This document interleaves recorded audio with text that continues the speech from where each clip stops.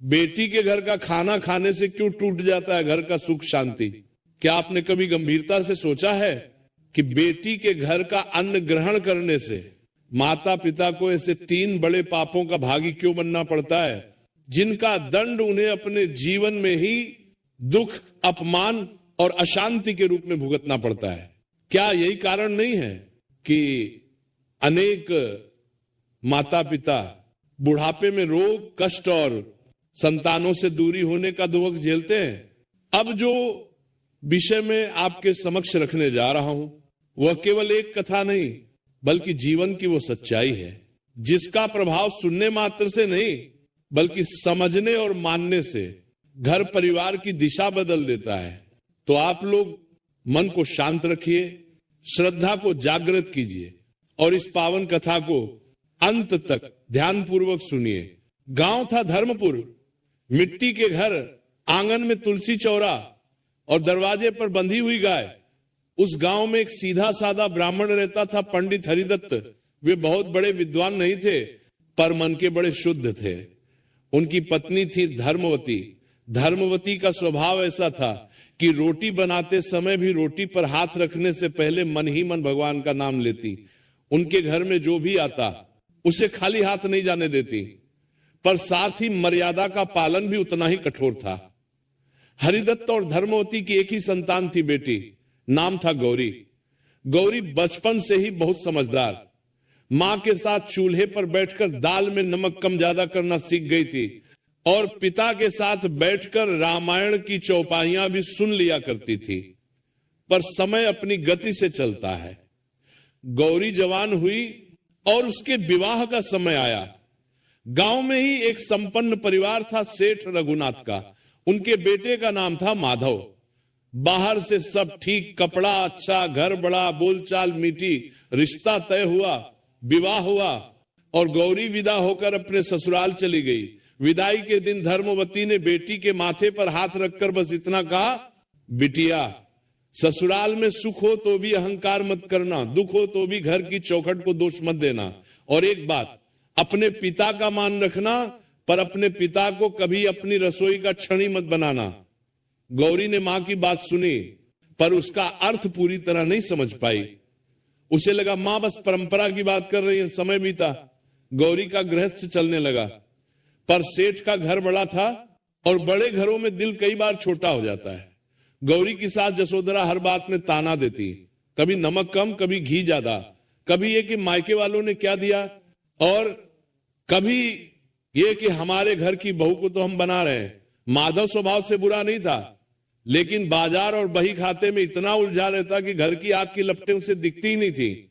गौरी धीरे धीरे भीतर से टूटने लगी, पर उसने पिता के घर खबर नहीं भेजी क्योंकि उसे पिता की इज्जत प्यारी थी। वो बस मंदिर जाकर रो लेती और चूल्हे पर आंसुओं को आंचल से पोंछकर रोटी सेंक देती। इधर धर्मपुर में पंडित हरिदत्त की हालत बदलने लगी। खेती ठीक नहीं हुई, घर में बचत कम थी, ऊपर से हरिदत्त की कमर में दर्द रहने लगा। धर्मवती ने अपने गहने गिरवी रखे, फिर भी घर का खर्च किसी तरह चल रहा था।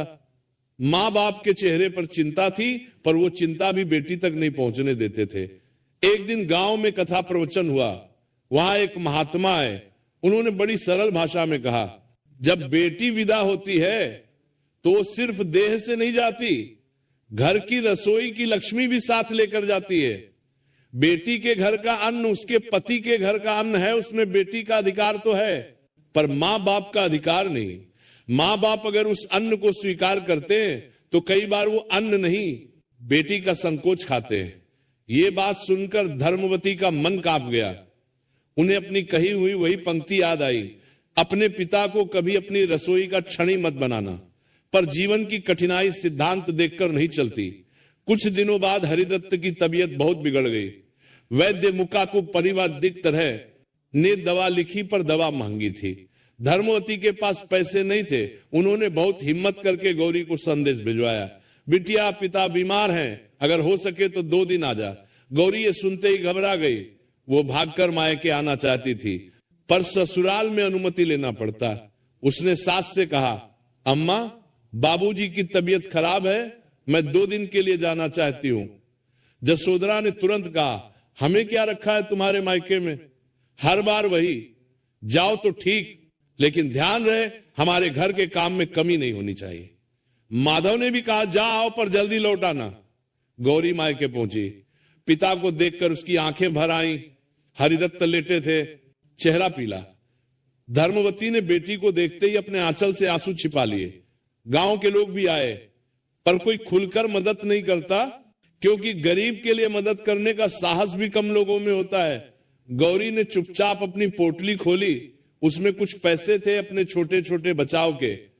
उसने मां के हाथ में रखते हुए कहा ये रख लो, दवा ले लेना। धर्मवती ने हाथ पीछे कर लिया, बोली नहीं बिटिया, ये तेरे घर का पैसा है। गौरी ने कहा मां मेरा पैसा है, मैंने बचाया है। धर्मवती ने धीमे स्वर में कहा बिटिया, बेटी के घर का पैसा भी कई बार बेटी की सांसों की कीमत पर बचता है, हम नहीं लेंगे। पर गौरी जिद पर अड़ गई, उसने पैसे रखी दिए। दवा आ गई, पिता को कुछ राहत मिली। अब गौरी को लगा कम से कम कुछ तो कर पाई रात हुई। धर्मवती ने चूल्हा जलाया। घर में आटा कम था, दाल भी कम। उन्होंने फिर भी बेटी के लिए गर्म रोटी बनाई। गौरी ने मां के हाथों की रोटी खाई तो उसे बचपन याद आ गया। फिर उसने कहा मां, कल मैं अपने घर से थोड़ा अनाज और घी भिजवा दूं। यहां के लिए धर्मवती ने तुरंत मना कर दिया। नहीं बिटिया, देख हम भूखे रह लेंगे, पर तेरे घर की रसोई का सामान यहां नहीं आएगा। गौरी ने पूछा क्यों मां, मैं आपकी बेटी हूं, मेरा घर आपका ही तो है। धर्मवती ने बेटी के सिर पर हाथ रखा और बोली बिटिया, तेरा घर तेरा है, हमारा नहीं। हमारा घर ये है और हमारी रोटी यहीं की है। अगर हम तेरे घर का खाएंगे तो कल लोग कहेंगे बेटी के सहारे जीते हैं। और उससे भी बड़ा डर यह है कि तेरी ससुराल इसे हथियार बना लेगी। गौरी चुप हो गई। उसे पहली बार समझ आया कि मां अन्न की नहीं, अपमान की बात कर रही हैं। पर इसी बीच अगली सुबह एक घटना हुई जिसने पूरी कथा का रुख बदल दिया। गांव के एक आदमी ने, जो सेठ रघुनाथ की दुकान पर आता जाता था, जसोधरा से जाकर कह दिया बहू कल मायके गई है, वहां तो उनके घर में दाने तक नहीं। लगता है अब आपकी बहू अपने मां बाप को भी पालने लगी है। बस इतना सुनते ही जसोधरा के मन में जहर उतर गया। उसने माधव से कहा देखा, मैंने पहले ही कहा था ये लड़की मायके को खींचेगी। आज पैसे भेजेगी, कल अनाज भेजेगी, परसों कहेगी मां बाप को यहां रख लो। माधव ने कहा अम्मा वो तो पिता बीमार है। जसोधरा ने ताना मारा तो क्या हमारी रसोई चलती दुकान है? जब चाहो दवा, जब चाहो खर्चा। और सुनो, कल से अगर उसके मां बाप हमारे घर आकर खाना खाने लगे तो मैं इस घर में चूल्हा नहीं जलाऊंगी। अब यहां से कहानी असली शीर्षक की ओर बढ़ती है, क्योंकि जिस दिन मां बाप बेटी के घर का खाना खाते हैं, कई बार वही दिन बेटी के लिए सबसे भारी बन जाता है।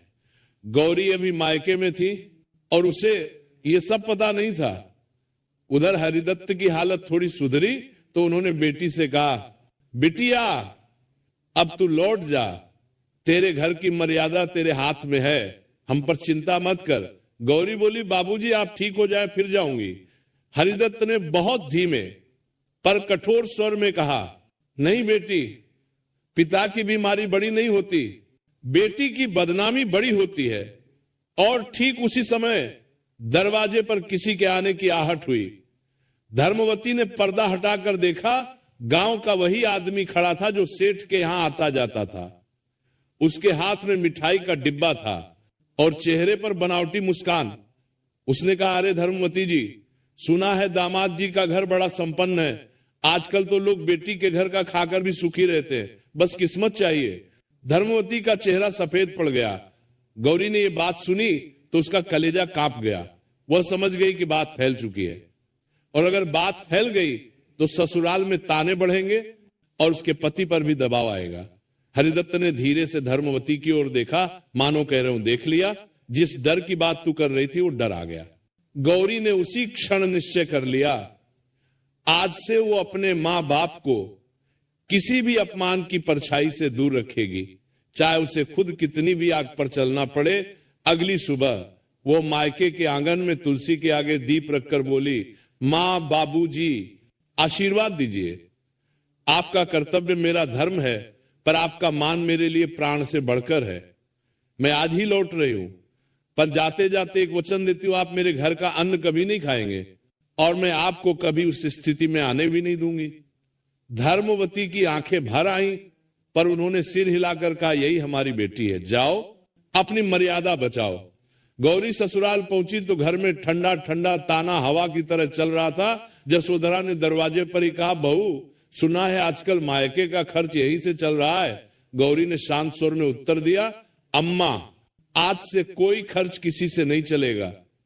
और एक निवेदन है, मेरे माता पिता आपके भी बड़े हैं, उनके विषय में कोई भी बात घर की लक्ष्मी को अशुद्ध करती है। माधव असहज खड़ा था। गौरी ने उसी के सामने अपनी चूड़ियों के 2 सेट उतार कर थाली में रख दिए और बोली, ये मेरे अपने श्रम की नहीं, आपके घर की दी हुई है। अगर कभी मेरे मायके को दवा, वस्त्र या सहारा चाहिए होगा, मैं अपने श्रम से दूंगी, सिलाई करूंगी, पढ़ाऊंगी, पर आपके घर की रसोई को उस काम में नहीं लगने दूंगी। और एक वचन आज आपसे भी लेती हूं, मेरे माता पिता इस चौखट पर अतिथि बनकर आए तो उन्हें आदर देंगे, पर उनसे कभी थाली नहीं लगवाई जाएगी। जसोधरा पहली बार निरुत्तर हुई। माधव ने धीमे से कहा, मैं तुम्हारे साथ हूं गौरी, मैं भी अपने पुरुषार्थ से उनकी सहायता करूंगा, पर बिना किसी को ताना दिए, बिना दिखावे के। उसी संध्या माधव और गौरी धर्मपुर पहुंचे। हरिदत्त दरवाजे पर ही उठ बैठे। गौरी ने पांव छूकर कहा, बाबूजी आपका मान मेरे लिए सबसे बड़ा है। ये कुछ रुपये हैं, मेरे हाथ की कमाई, इसे स्वीकार करें, पर मेरी रसोई का अन्न नहीं, मेरी मेहनत का फल समझकर। प्रिय दर्शक बंधु, कथा समाप्त होने से पहले मैं आपसे सिर्फ इतना ही कहना चाहता हूं, आपके एक छोटे से क्लिक में किसी की जिंदगी बदलने की ताकत छुपी है। हम इस चैनल से जो भी कमाई होती है उसका हर हिस्सा एक इंसान, एक पशु पक्षी और एक जीव जंतु की सेवा में लगाया जाता है। जब आप सब्सक्राइब करते हैं, आप सिर्फ एक बटन नहीं दबाते, आप एक भूखे को भोजन देते हैं, एक घायल पक्षी का इलाज करवाते हैं, एक असहाय जीव को नई सांस देते हैं। शायद आप सोचें, मेरे एक सब्सक्राइब से क्या होगा?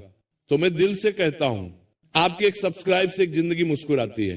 तो आज अगर आपके दिल में जरा सा भी प्यार है, थोड़ी सी भी करुणा है, अगर आपको लगता है कि हम किसी के लिए कुछ अच्छा कर रहे हैं, तो इस नेक काम में बस एक लाइक और सब्सक्राइब से जुड़ जाइए। आपका हर क्लिक किसी की उम्मीद बन जाता है, किसी की प्रार्थना बन जाता है। तो आइए हम मिलकर सिर्फ कथा न सुने, बल्कि किसी जीवन के रक्षक भी बने। अभी सब्सक्राइब करिए और एक लाइक कर दीजिए और प्रेम का ये संदेश आगे बढ़ाइए, और हो सके तो कमेंट में जय